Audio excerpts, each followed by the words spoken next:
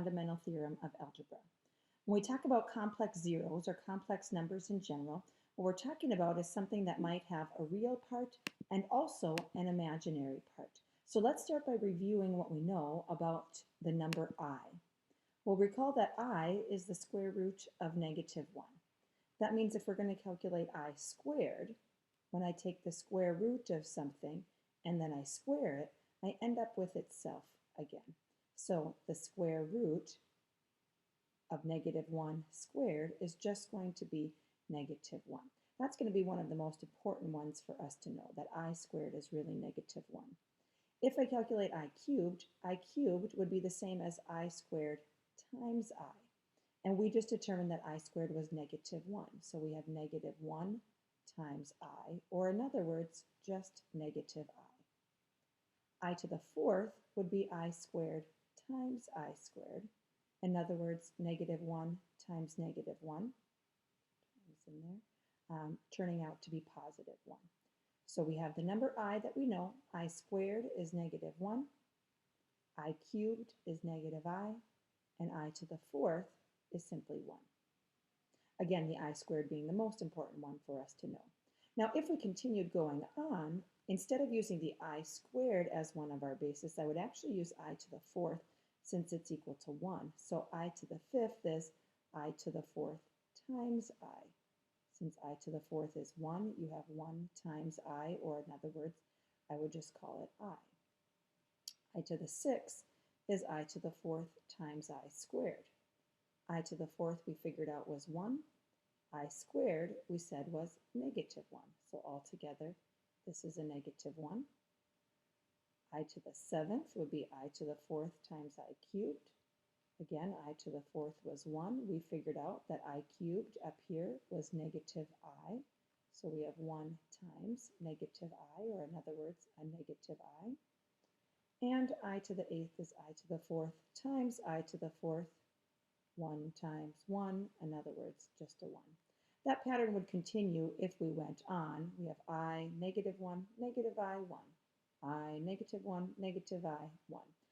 Because every single time we can break everything down to either a 1 or a -1, an I or a -I, no matter what the exponent of the I would be. Now let's look at some of the definitions that we know with the complex numbers. So complex numbers are of the form a plus bi. Complex numbers have a real part and an imaginary part, the imaginary part having the I with it.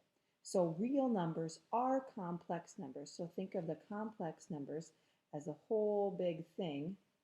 So all of this being the complex numbers. So all of this counts as complex. And real numbers are just one small subset of that. So a real number is a complex number. It's part of that. Likewise, imaginary numbers are part of the complex numbers. And then we can have the combination of the two of them together. One thing that we'll look at is a couple quick review questions, practicing what we know with the I's. So when we have addition with the I values, think of the I almost as if it was a variable, as if it was an X or something like that. If I'm looking at number 1, I have 2 plus 3i plus a -1 plus 5i. So when I combine that together, I'd combine the constant terms together first to end up with a 1. Then I'm going to look at the terms that have the I. So now I have a 3i and a 5i. So altogether I'm ending up there with an 8i. When we have those parentheses, that means I'm going to have to multiply all of that together. So my first step in number 2 is to do the distribution. For the distribution, I'd get a -3 times a 3, giving me -9. The outside terms are going to multiply to a positive 12i. The inside terms are going to multiply to 6i. And the last terms multiply to -8i squared.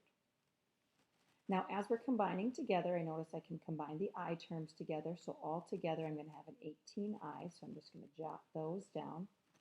The -9 and the -8i squared don't look like they can be combined together, However, we remember that I squared you told me was negative 1. So here I've got a negative 9. This part turns out to be negative 8 times negative 1, or in other words, a positive 8. So now I've got negative 9 plus 8, or in other words, a negative 1. And this is my complex form of that number. So here we had 1 plus 8i. Here I have 18i minus 1. Again, they're wanting it in the form a plus bi. So you notice now we've gotten everything broken down so that I not only distributed, but I only have a constant. My constant here is negative 1 and the imaginary part. Okay. Number 3, 4, and 5. I'm not going to go through on here, but you could try those on your own. For number 3, 4, and 5, just having you practice some of the things that we've done in the previous section. So practice factoring, and now you can see the answers up there. Practice factoring this quadratic. Solve this quadratic equation. That would require the quadratic formula to get your answer. And then the potential rational zeros we talked about in section 2.4 with the rational zeros theorem. So you would want to just practice again to make sure that you can come up with all of those answers. Algebra. The fundamental theorem of algebra says a polynomial function of degree n has n complex zeros, which includes real and non-real. Some of these zeros may be repeated. This does seem similar to something we already saw in section 2.3. The slight difference is in 2.3 we said a polynomial function of degree n has at most n zeros. Now it just says it has exactly n zeros. And the reason why that happens is because now we're talking about the complex zeros, meaning real and imaginary. So one of the questions you'll see in your homework is they might say, how many complex zeros does this function have? If it's a degree 2, it has 2 complex zeros for sure. If it's a degree 3, it has 3 complex zeros for sure. Let me show you a quick picture of what we mean. We had said if it was a degree 3, which looks like this, now this function has 3 zeros. But we said what also could happen if I draw an x and a y axis is that perhaps my function just looks like this. So previously we said it has at most 3 zeros. It could have 3, it might have less than that. So in this case we just have 1 0. Now what we're saying is every single time, if this is degree 3, it has 3 complex zeros every single time. But notice there's a difference between complex and real. So in this case, I would say that it has 3 complex zeros. But how many of them actually look like zeros in the function? There's only one spot where it crosses. So there's only one real 0, which means what do I know about the others? That means the 2 others are imaginary. So then I have 2 imaginary zeros as well. So they're going to be asking you how many complex, how many real. Complex is the degree, whatever that is. Real is how many times it crosses the axis. So you'll have to graph to figure that out. Okay. From there, we go to the linear factorization theorem, which really is a lot of words to say. I can write everything as linear factors. So previously, we once in a while ended up with something that we said can't be factored. Now we're going to say if I include imaginary numbers, I actually could factor everything that I wanted to. Some of them might be repeated, so you might have some multiplicities that repeat in there. Okay, here's an example of some factoring. We have a polynomial function. It says tell me the zeros and the x-intercepts of the graph. So the first thing that I'm going to do is write it in standard form, which means I'm going to multiply that together. So as I distribute my function, my first term's multiplied to x squared. My outside is plus 3ix. My inside is minus 3ix. And my last term's multiplied to negative 9i squared. Since I squared is negative 1, we really have negative 9 times negative 1, or a positive 9. My inside terms are the same, so they're eliminated, which means my final answer here turns out to be x squared plus 9. So that's my answer in standard form. One thing to notice here is that back in Algebra 1, if someone asked you to factor x squared plus 9, you would say that I can't. I can't factor x squared plus 9. It's the sum of squares. It's not the difference of squares, and it doesn't have any real solutions. You're right, it doesn't have any real solutions, but when we now consider the complex zeros, I can factor it. So what are my zeros based on how it's factored, right? Normally if I had x plus 2 and x minus 7, this is a separate example over here, you would tell me that the zeros are happening at -2 and +7 because they're the opposite of the numbers inside the parentheses. So in this case, the zeros are positive 3i and negative 3i. And I'm just going to write it as plus or minus 3i. However, it also says, what are the x-intercepts? Since these zeros are imaginary, it means they don't actually cross the x-axis. So even though I have two zeros, I don't have any x-intercepts. So we had said zeros, roots, x-intercepts are the same thing. They're the same if they're real zeros. When they're imaginary, they don't actually count as x-intercepts. And if you can picture what that graph looks like, x squared plus 9, that's a parabola shifted up 9 units. We can see that it doesn't actually cross the x-axis. So it does have two imaginary zeros, but there's no x-intercepts involved in this situation.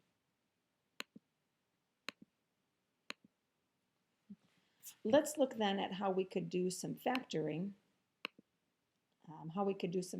And again, state the zeros and the x-intercepts of that graph. X squared plus 36. Let's use what we learned in our previous example to see if we could factor that. We said I can't factor the difference of squares, or excuse me, I can factor the difference of squares, and now with the complex zeros I can also factor the sum of squares. So normally we would have said I couldn't. Now I'm going to say the sum of squares. I'm still going to take the square root of that, which is going to give me a 6, but I'm going to need a 6i to make that addition. So this will be x plus 6i, x minus 6i. Letter B factors into x minus 4 times x minus 4. Letter C is already factored. State the zeros and the x-intercepts. So for letter A, my zeros are plus or minus 6i. My x-intercepts are none. For letter B, my zeros, it's degree 2, so it's supposed to have two zeros. I'm only going to be writing one number, x equals 4, and that's because it's a repeated root, right? It has a 0 with multiplicity 2.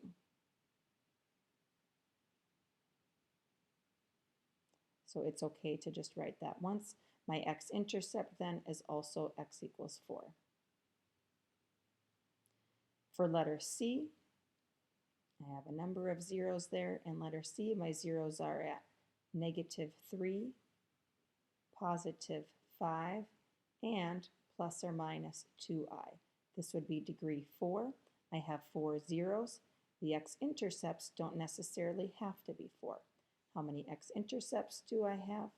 Just 2 of them, and they happen at the -3 and the +5. Okay. We won't worry about writing h of x in standard form, but we would multiply all of those pieces together to make that happen.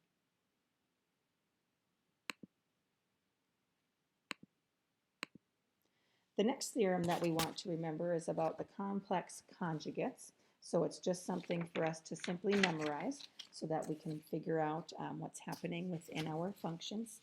Suppose that we have a polynomial with real coefficients.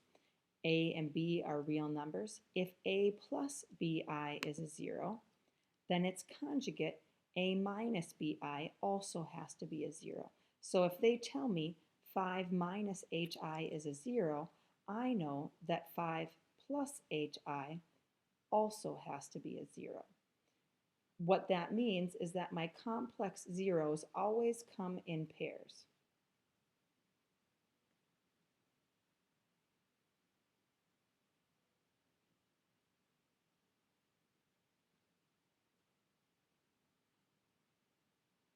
or more specifically, my imaginary zeros. So when there's an imaginary part written with it, so these complex numbers, when it has an imaginary part, it always has to come in pairs. So you would never have an odd number of imaginary zeros. There would have to be 2 of them or 4 of them each and every time. Minimum degree in standard form with real coefficients whose zeros include 2, -3, and 1 plus I. Now, most of this first stuff, you're probably thinking, what does that mean? Is that even important? Let's go back to that in a second and start with the zeros. If the zeros are at 2, -3, and 1 plus I, that already tells me some of the factors. So I can start with my function being f of x equals, if 2 is a 0, I know that x minus 2 is a factor. If -3 is a 0, that tells me x plus 3 is a factor. And then 1 plus I, remember it's always x minus whatever the 0 is, so this is going to be x minus 1 plus I. Okay, so always x minus the 0, x minus the 0, x minus the 0 every single time. Now from one of the theorems we just talked about, we said that if one imaginary 0 exists, its conjugate is also a 0. So even though they didn't tell us, what this also means is that 1 minus I is also a 0. So I'm going to write a fourth factor of x minus 1 minus I. Okay. So this would be the factored form of that polynomial. Pay attention in the directions in your homework whether they ask you to write your polynomial in factored form or in standard form. A couple of things about this. So here's my polynomial. They said write it of minimum degree. So let's address that part. Right now, when I multiply this together, it would be degree 4. If I put let's say a 2 up here for the exponent, that would now make it degree 5. However, does it have any additional zeros that it didn't have before? And the answer to that is no. It changed the multiplicity, but it did not give me any extra zeros. So they say minimum degree, saying let's not add any extra exponents that we don't need. Okay, so we could put those there, but there really would be no reason to do so. So I'm just going to erase those real quick. Okay. Real coefficients means once I multiply it together, I shouldn't have any i's left, and the way that I get rid of those i's is by writing it in standard form. So I need to multiply all of this together, and that's what really takes the most time. Let's go through one of these because you'll see these in your homework and also on your test. Now, if I'm going to multiply them together, the biggest hint that we can give you is multiply together the things with the i's, and once you do that, the i's should go away. So I'm going to do kind of 2 things at the same time. One is that I'm going to multiply the first 2 together because neither of them have the i's, so I get x squared plus 3 minus 2, that's going to be a plus x, and then minus 6. So that's that part. In here, I'm going to multiply those together as well. What I might actually do first before I do the multiplication is choose to distribute that negative through. So that's going to be x minus 1 minus I, and then the second parenthesis is going to be x minus 1 plus I. Now I'm going to go ahead and multiply this part together, and so that's going to give me x squared minus x plus ix, right? I just took this x and multiplied it by everything in the second parenthesis. Now I'm going to take the -1 and multiply that by everything in the second parenthesis. So then I get minus x plus 1 minus I. And now this I will get multiplied by all 3 terms. So that's going to be negative ix plus I minus I squared. And remember, we do still have that original x squared plus x minus 6. Still going to leave that x squared plus x minus 6 there, but now let's start combining and see what things we can put together in the second set of parentheses. So x squared minus x, here's another minus x, so that looks like I have two negative x's in there that can be combined together. I have a plus I and a minus I that are going to cancel out. I also have a negative ix and a plus ix, so those are going to go away. So far, I've got an x squared, I've got a negative 2x, and then I have this 1 and this minus I squared. Now remember, I squared was negative 1, so here's a positive 1, and that turns out to be another positive 1. So I get x squared plus x minus 6 times x squared minus 2x plus 2. So at this point, again, not hard, but certainly a little bit tedious. So I'm going to multiply these together, x squared times x squared. So I multiply again this x squared by all three terms in the second one, just like I did above. So x squared times x squared is x to the fourth minus 2x cubed plus 2x squared. Now we'll take the second term and multiply it by all three. That's going to give me plus x cubed minus 2x squared plus 2x. And finally the third one, the negative 6. So that's going to be negative 6x squared plus 12x minus 12. We'll combine those together, and all together we end up with an x to the fourth. Looks like we have a negative 2x cubed and a positive x cubed, so that's going to be a negative x cubed altogether. Then we look at our x squareds, plus 2x squared minus 2x squared minus 6x squared altogether. That's negative 6x squared. 12x and 2x is a 14x. And finally a minus 12. So that's our final answer for this polynomial, right? Many terms. It's the smallest degree possible because I didn't change any of the exponents. This is in standard form because my degrees are going from largest to smallest. And real coefficients, now when I'm done, there's no more i's left in here. Everything is just a regular real number, no imaginary numbers associated with that anymore.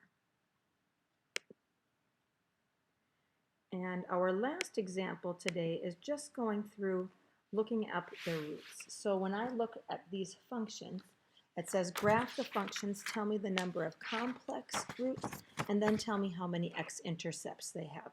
So what you would want to do, and I'll let you do that on your own, is graph each of these functions. Okay?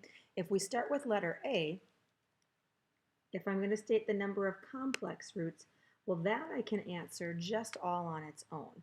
So I'm going to use a C for complex and an R for the real roots, or in other words, the x-intercepts. So how many complex roots do we have? Without even graphing, I know that I have 3 of them. How many are real or x-intercepts? We're going to find that out in a little bit. In letter B, I know there are 2 complex roots, and again, we're going to graph it to find how many are real, or in other words, look at how many x-intercepts you have. C, it has 3 complex roots. Again, the degree tells me the number of complex without even doing anything else to it. We're going to figure out how many real x-intercepts it has. And D, the degree tells me the complex roots. That's going to be 2 complex. How many are real? We're going to find out by graphing. Okay? So what you would want to do for each of these is then plot it on your calculator and find out how many times does this actually cross the x-axis. In the case of letter A, I have 3 complex roots. I only have 1 x-intercept, so check out that graph. In letter B, I have 2 complex roots. Both of those are going to cross the axis, so both of those are real. In letter C, I have 3 complex roots, and all 3 of them are real. In letter D, there was 2 complex roots.